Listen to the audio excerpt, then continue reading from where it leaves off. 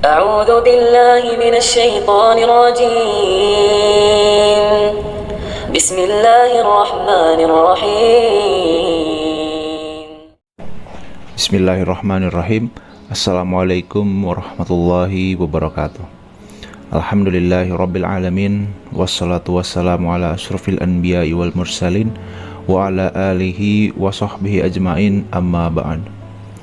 Saudara-saudariku sebangsa setanah air dimanapun berada, semoga kita semua senantiasa diberikan kesehatan dan semangat untuk menunaikan ibadah kepada Allah Subhanahu wa Ta'ala, serta kita berharap seluruh rangkaian ibadah yang telah kita kerjakan berkenan diterima oleh Allah Subhanahu wa Ta'ala dengan penerimaan yang terbaik, insyaallah.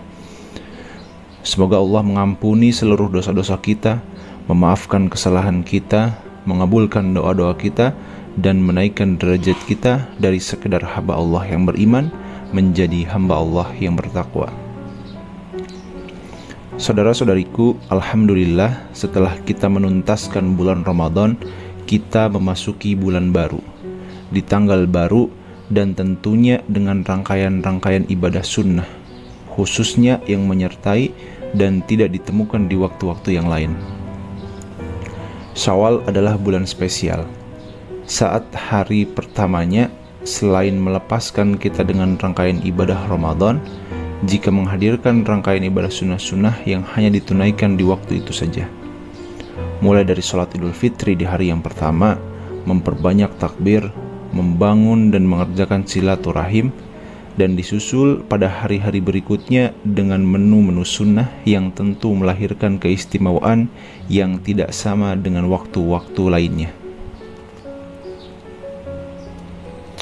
Alhamdulillah, ada satu informasi penting yang disampaikan oleh sahabat Nabi Abu Ayyub Al-Ansari, yang informasi ini dirangkum oleh Imam Muslim rahimahullah dalam kitab beliau Sahih Muslim nomor hadis 1164.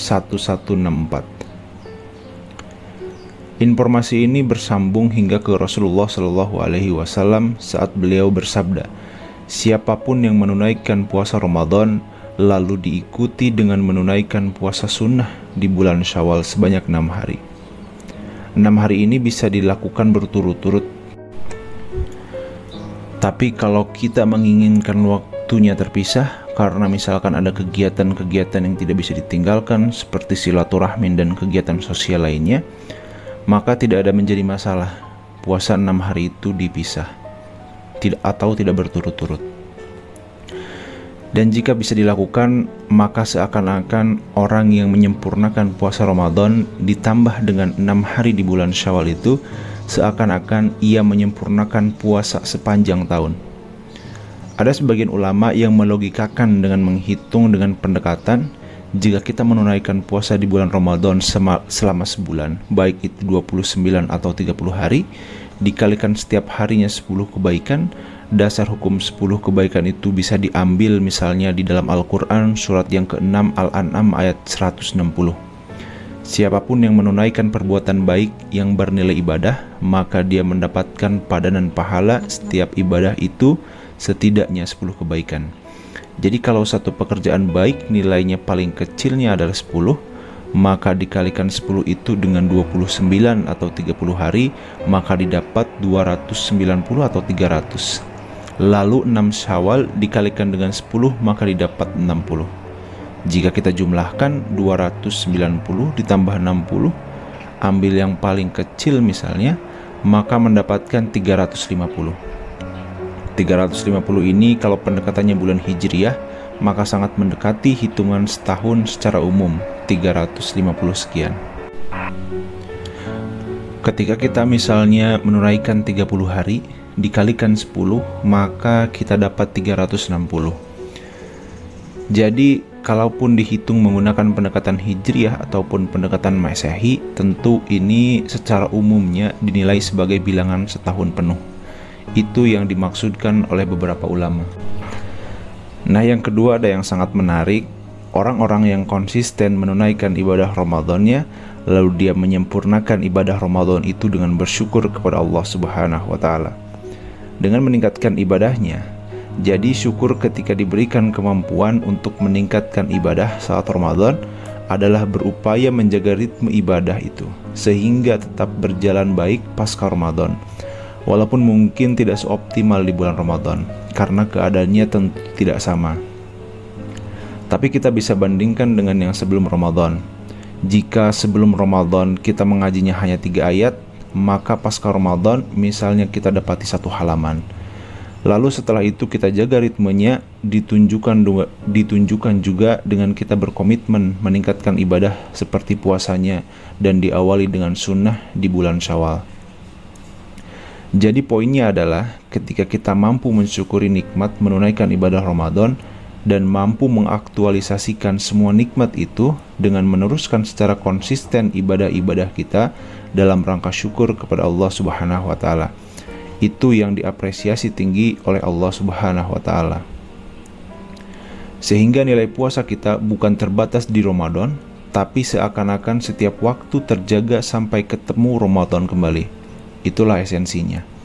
Jadi bukan sekedar tambah 6 dihitung, apalagi kalau menggunakan satu pendekatan yang kurang baik karena ada perbedaan 29 atau 30 hari, maka kemudian saling memperbincangkan ini yang sempurna, yang ini kurang sempurna dan lain sebagainya. Bukan itu esensinya.